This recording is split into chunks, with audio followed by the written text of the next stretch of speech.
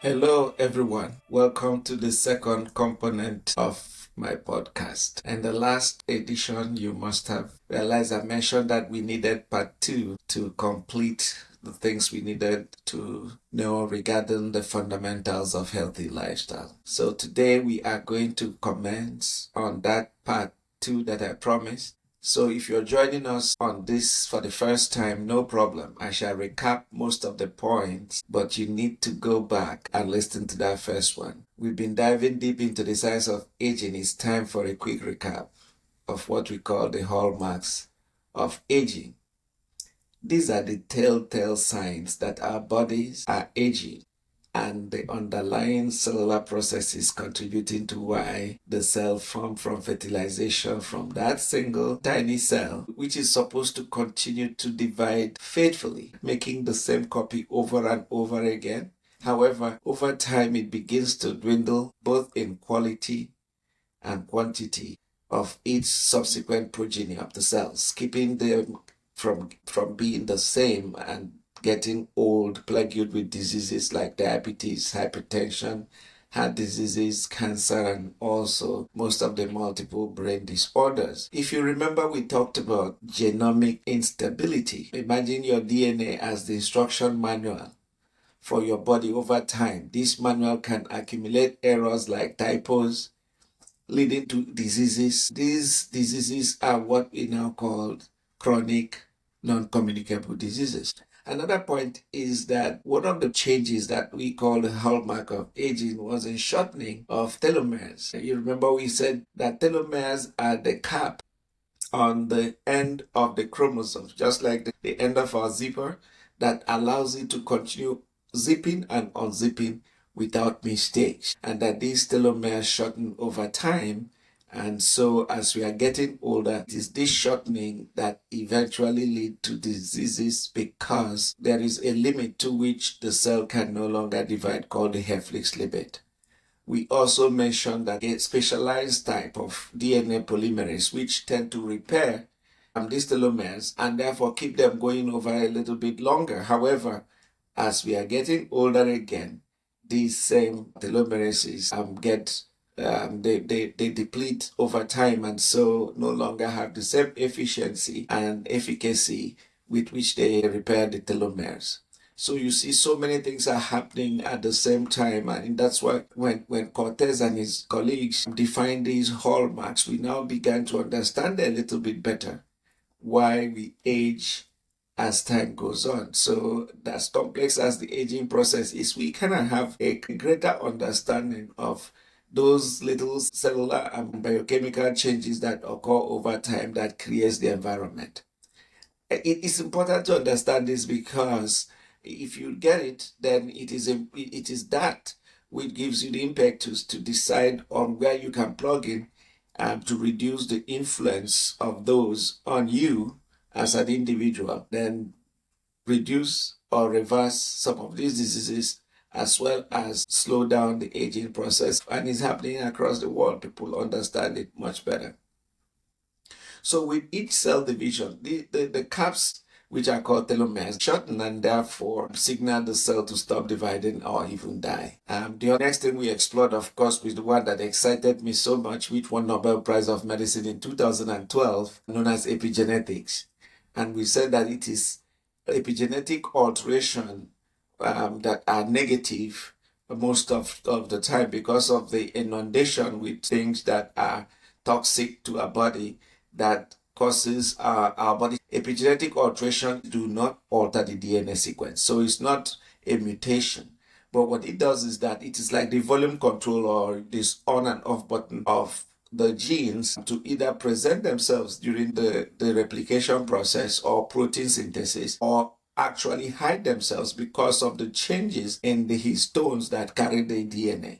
So we talked about that, those epigenetic alterations as one of the hallmarks of aging. And we now know that these can make a big impact on the type of cells and the function of the cells because of these changes. We also mentioned something called proteostasis, which is that proteins, the main functional components of our body, are usually when during the process of translation of the codons of our genes to produce form amino acid chains called polypeptides, but they now begin to change their conformation and become a little more complex to form proteins.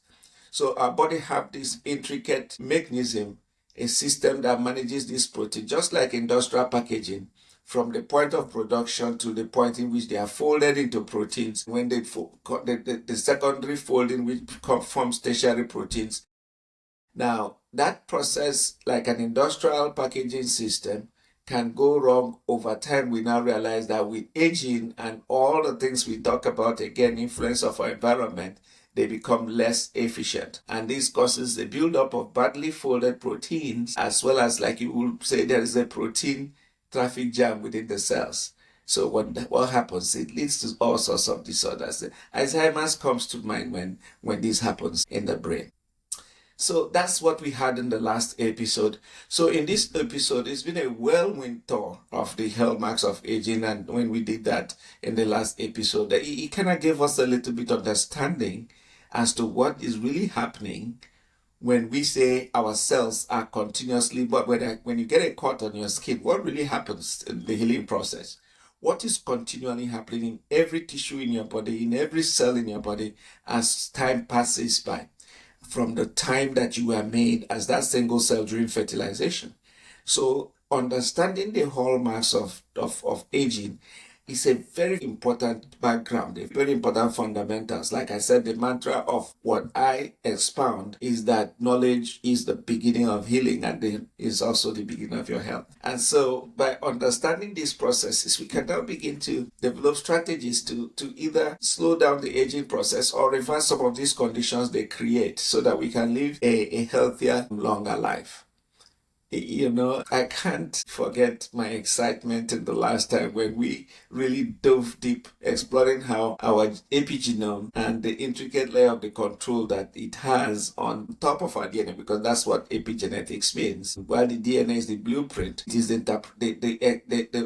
person, the contractor who eventually built that, interpret that blueprint, which is influenced by our lifestyle. And we now know that this is what we can use to protect ourselves from all these diseases if we really understand it. So epigenetic modification is very vital to chronic disease prevention. That's what I want to start from here. And that's why I'm so excited about our understanding from that Nobel Prize winning science. I remember again, we touched a very exciting possibility that we can reverse some of these epigenetic changes. We can actually, people are doing it, living longer. I can mention names of people like Michael Sinclair, who have been working on this for young at Harvard, and he has been able to see, you can see it physically, how it has affected his aging process, not just in animals and mammals and other experimental states. It is now being done in actual human beings. So today, we are going to continue on that journey.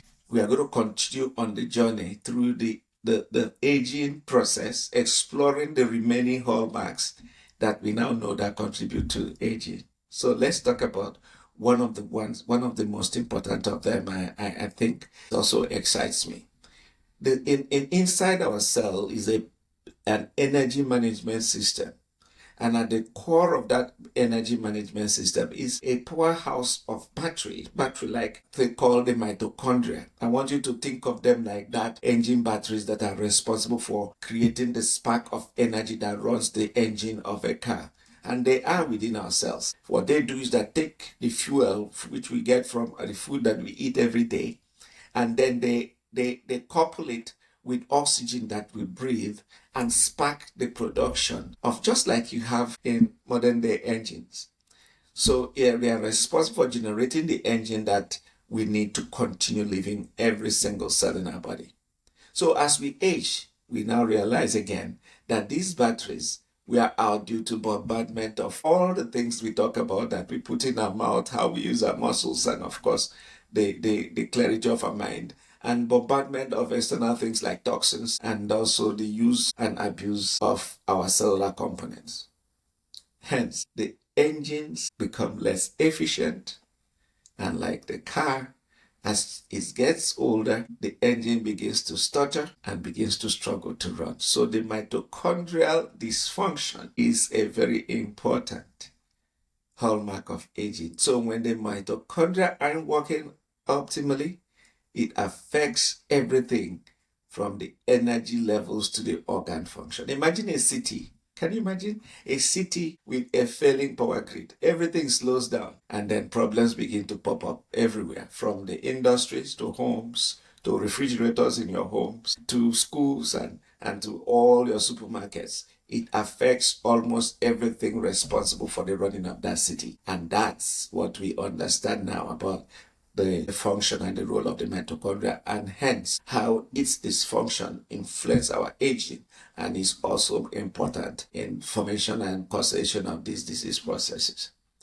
So we will talk about using the knowledge and understanding of these things we are talking about. I mean, when you look at it very closely, to heal or reverse some of these diseases, because understanding them gives you the imperative. And like I mentioned earlier on, it is this mantra of knowledge that I believe will be the core philosophy of my podcast. And it's going to be one of the things that I believe I am going to do a little differently, not necessarily trying to get numbers, but making you understand that you can be your own health coach. That's number one. Number two, that you can also, based on your socio-cultural environment, socio-economic realities, design your own health in your own way, just with this understanding.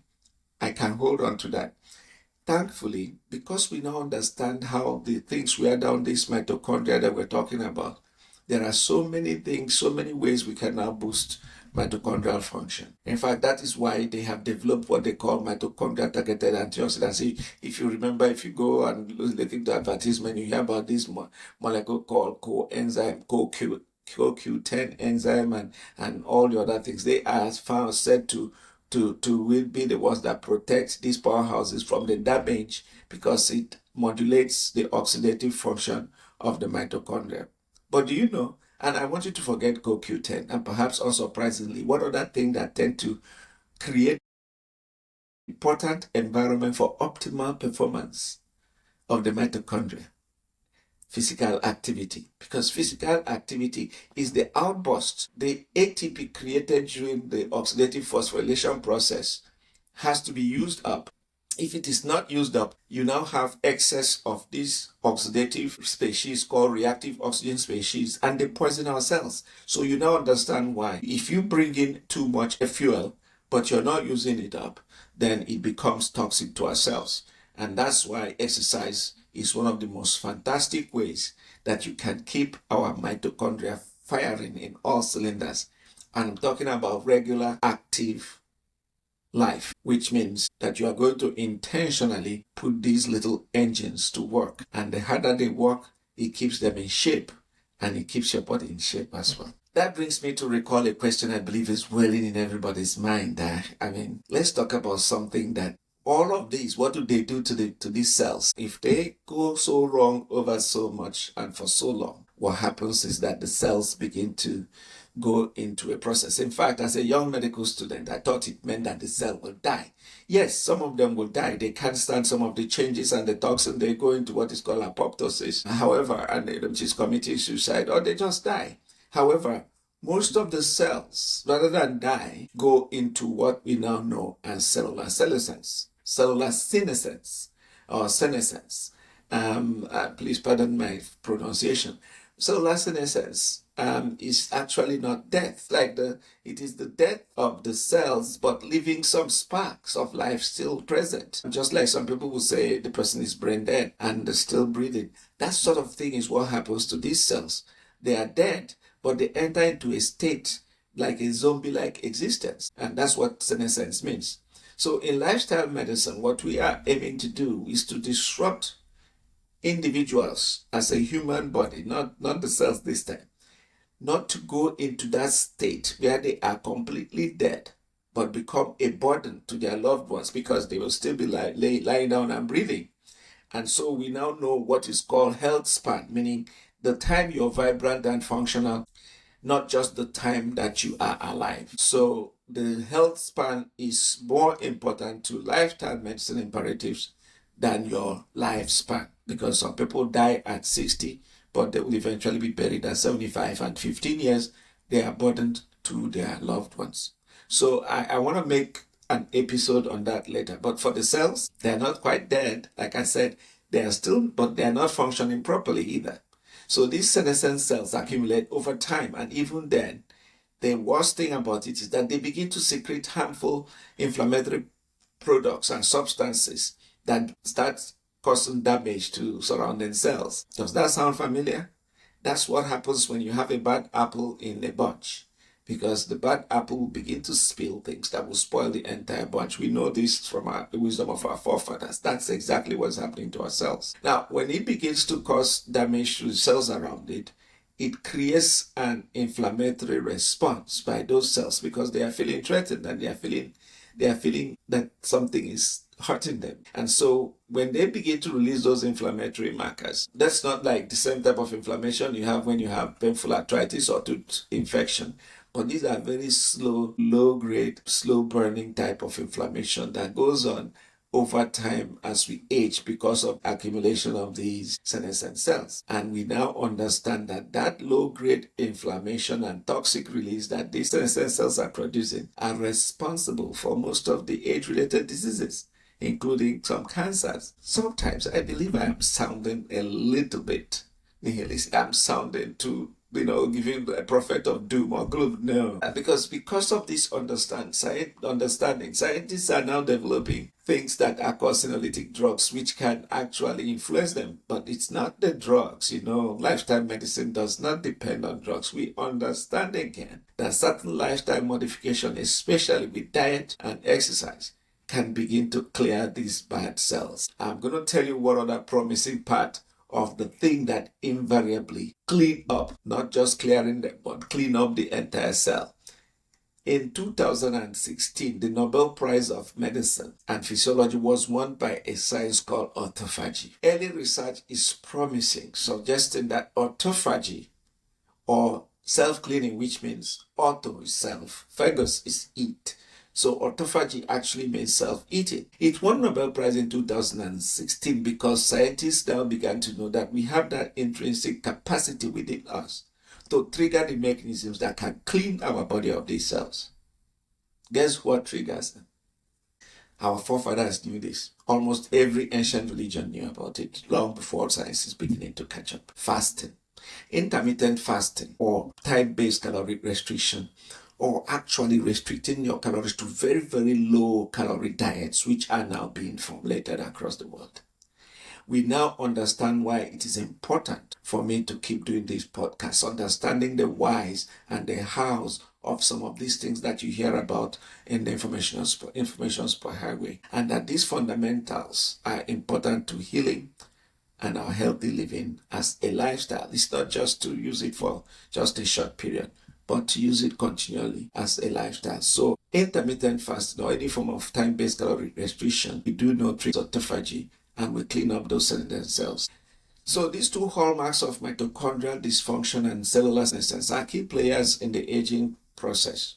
But aging in itself, we have come to know, it's a complex process. It's not just something that happens. There are multiple interacting factors that we just can't nail it down to seven of these factors that Cortez may have expounded with his group. So we now the last two are called integrated hallmarks because the integrative hallmarks are the ones that actually create a bigger picture of these changes, all of these changes, and how they manifest in the cells, in the phenotypical expression of the cells that we see, like the crinkling of my skin and the graying of my hair, or the shrinking of my muscles. Those are what we see as manifestation of the aging process. It is a whole integration of all these hallmarks. We know that they eventually end up in one or 2 points, and those are the ones we're going to talk about now. Number one is stem cell exhaustion. So these stem cells, if you understand, are those things that were placed in our body from the time that the cell were made by that fertilization process. The first cells are pluripotent, meaning they are able to form any cell. They are able to form any tissue. It is after a while that they begin to differentiate into brain and bone and all of that. They were all the same cell, but had the capacity to change to anything. As we continue to grow and differentiate, a little bit of reserve for these cells still exist in most tissues. But we now understand that these cells, stem cells, which are the pluripotent cells that would have been healing, repairing, replenishing, and regenerating every tissue in our body as we get older, continuously get exhausted. Not because that's how it is. We now know about all these other factors influencing it, but we also do know that it is because of all these things that we put into our body. All the things that we ought to do with the energy management system of our body through our muscles. And the way we are able to sustain our body by bringing the specific most important part, which is the oxygen, the breath of life. We are going to be talking about the mouth muscle and mind component of my concept as we continue in this podcast. But that is one of the points in which all of them begin to unite, that these stem cells begin to become depleted over time. You've heard about stem cells. They are popular on the information superhighway. So I will bring them down to make sure everything is clear down the line. However, what you need to know for now is that stem cells are the ones that are body's regeneration crew. They are just like the ones that provide the spare parts, and they are the ones that move around cleaning up and repairing. These remnants can differentiate into any cell, and therefore they are responsible for replenishment of damaged cells and organs. And so to keep our organs functioning optimally, these need to continue happening over time, but that doesn't happen. So you have fewer construction workers, we have less materials available to repair a damaged city. This decline in all of this affect the ability of the body, just like a city. The roads will become bumpy. You have potholes all over. Electrical wires begin to fall away. The garbage bins are thrown all over the place. So it is this eventually that begin to cause the damage to this beautiful body of ours, just like into a city. This decline affects our ability to heal, and we know that it's also what maintains the tissue health. So I want you to imagine that if we can, just by perchance, develop mechanisms, not too necessarily because they're available, to maintain them so that they don't deplete, just continue staying where they are to replace our body. Don't you think that will be enough? Not just to reverse or slow down aging, but to reverse some of these diseases that the aging process causes. So you now see that research into stem cell therapies and factors that promote them are very, very vital as our medical science keep going on. But it holds great promise, not just in rejuvenating of tissues and organs, but in also all the other things like organ transplant, healing of wounds, and major surgical operations before medical surgery operation or before the surgical operations. So you see that it is important to understand why these things become part of the aging process. The other integrative hallmark, which is what we now call altered intercellular communication, is that anyone who listens to my social media, the experiments I have on social media posts, would have noted me praising our body cells, 43 trillion cells. They are important and they are very smart. Each of them has the capacity and is smart enough on its own. If you cast your mind back, this came from the same singular unit from fertilization. So because they are derived from the same cell, they still communicate with each other. They are not just they are maintaining their unique independence. Is it not intriguing? But they have this communication network, whether within the tissue or through major highways, communicate with each other, whether it is hormones or other endocrine systems, nerves, impulses, or even just close barbed wires that separate them. The glycoproteins and the proteoglycans and all the other complex proteins that the body uses to make the plasma membrane of cells. So it is this communication we now understand, which uses very complex signaling pathway that is essential for coordinating every body function that we have. If you think about it, that is why a woman will see their period when the controlling center is all the way in the hypothalamus. in the gonadotropin releasing hormones, which affect the pituitary, which produce follicular stimulating hormone, prolactin, and luteinizing hormone, which go and affect the ovaries, which produce the egg and of course layer the endometrium, which eventually causes period and makes it ready to nurture a baby. That's how our body is. Look at how far they are, but they are communicating with each other. What happens? But as we age, these communication channels begin to get disrupted by one thing or the other. And we now know that the chronic inflammation from all the others, that's why it's an integrative hallmark, all these other things will disrupt these communications and therefore lead to further chronic inflammation. And this broken communication, just like emergency services can no longer respond effectively, our electrical wires grid will be falling apart, and that leads to chaos within the body systems. We now have therapeutic interventions that are like anti-inflammatory drugs, and we now know that it's where lifestyle modifications plug in. And I can tell you that stress reduction, which I am also going to stress on at one point, I am very, very key on the role of the mind. A lot is said about the mouth and the muscle, but the role of the mind in our health is so dear to me. So we're going to drill a lot on stress reduction. So we now know that lifestyle modifications like stress reduction, maintaining healthy diet, and of course, exercise can restore these healthy communications. So when Cortez and his friends expounded these hallmarks, we now understand that the scientific community, we've sighed of relief because it began to harmonize the various so-called, when I was growing up and interested in this, it used to be called the theories of aging. They now began to harmonize them a little bit better from an understanding. It is based on that conceptual framework that the additional hallmarks have been added. We can talk about a few of them. One is disabled microautophagy. Remember when we talked about autophagy, things that trigger autophagy, the intrinsic capacity?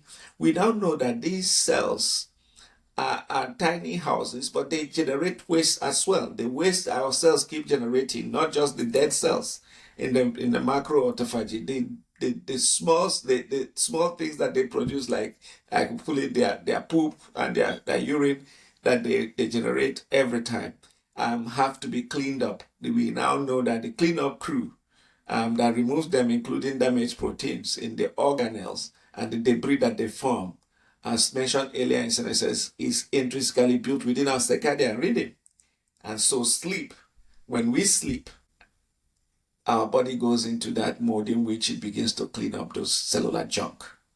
This is also affected with age, because as we age, things get messy, things get dysfunctional again. It becomes influenced and therefore get disrupted. We have already mentioned that the way to get around cleaning up a little better is by triggering autophagy in itself through intermittent fasting. And there are some medications we now know that can clean up and do it well. So we've already mentioned that chronic inflammation is at the junction of all of these things we're talking about. I will need to emphasize it again. It's a silent but powerful driver of aging and many aging-related diseases. So it's like smoldering fire constantly, causing tiny damage, but over time, continuously consumes cells and tissues over time and begin to wear down our body.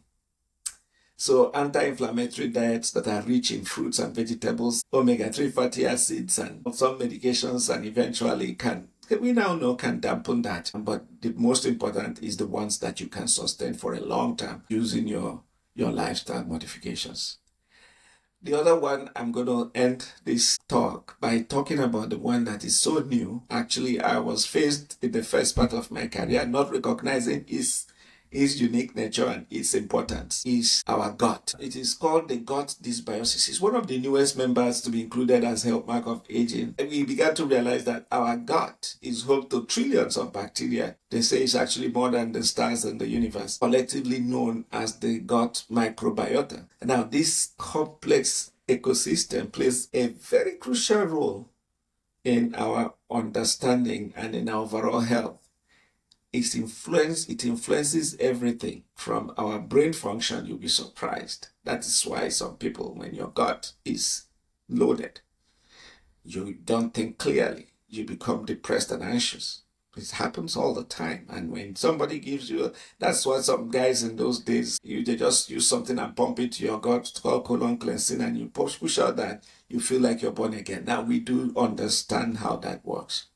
So the ecosystem of the gut microbiota plays a crucial role in our overall health. And we do know that over time, this also begin to slowly get diminished and corrupted. As we age, the balance of these bacteria become disrupted, and so it leads to what is called dysbiosis, which means that equilibrium, that symbiosis existence that contain and maintain those bacteria that make them produce things that are healthy for our body becomes chaotic. It is this imbalance that eventually weaken our immunity and create the environment for so many health problems. So we now know again, if you go back again, that the things we put in our mouth, our dietary interventions, and some probiotics, we now know, including especially fiber, can restore this healthy microbiome. We are going to cover a lot of that in the coming podcast. Ladies and gentlemen, my friends who are listening, we have covered quite a lot today, but it makes me happy because we now have a little bit of a background to know what is really going on in the background, in the backyard of our cells. These are very intelligent cells, and these cells are coping. Our body have this immense capacity, the resilience to cope with most of these, but there is a point when it can no longer do that. We are just asking you to help. So we've covered a lot of ground today looking at the intricate web of substances and processes that contribute to the aging process.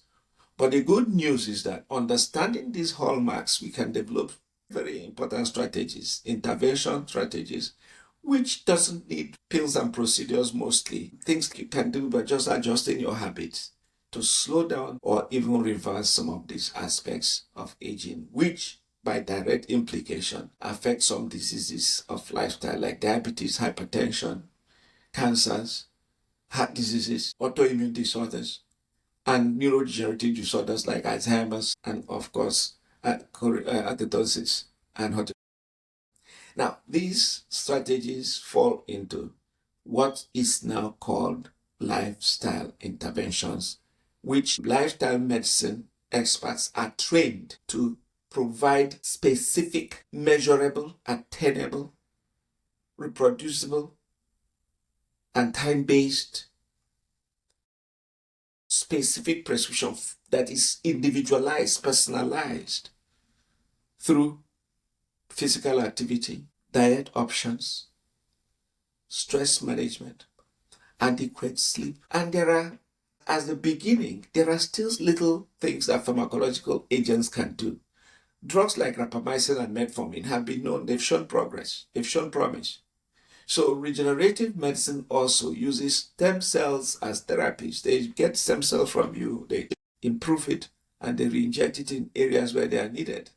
So tissue engineering and stem cell therapy will be one of the things that we are looking forward in the future to augment lifestyle modifications. So personalized medicine is real. Anybody who doesn't want to do that, if you want to, as we go on, you have the capacity, you have the opportunity to call me when I'm free, and we'll talk on one-to-one basis, and we begin to tailor interventions that is based on your individual genetic and metabolic profile. And I also do what is called motivational assessment, where I'm going to look at where you are at this point in your health and what are the conditions that create it, so that we can create an environment where you can sustain those lifestyles.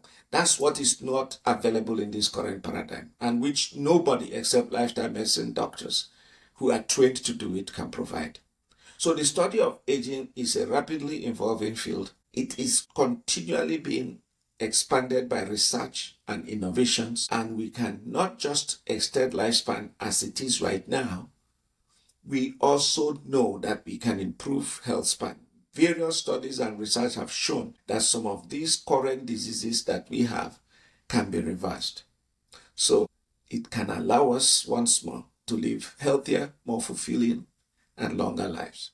So thank you for joining me again on this exploration of lifestyle medicine and its imperatives. Through the knowledge of it, I know it's going to affect you and affect the way that you design your health.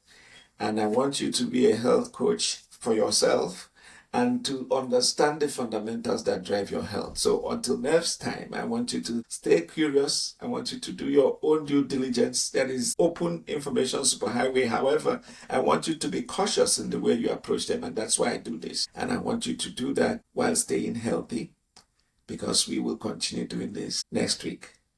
Thank you for being with me today.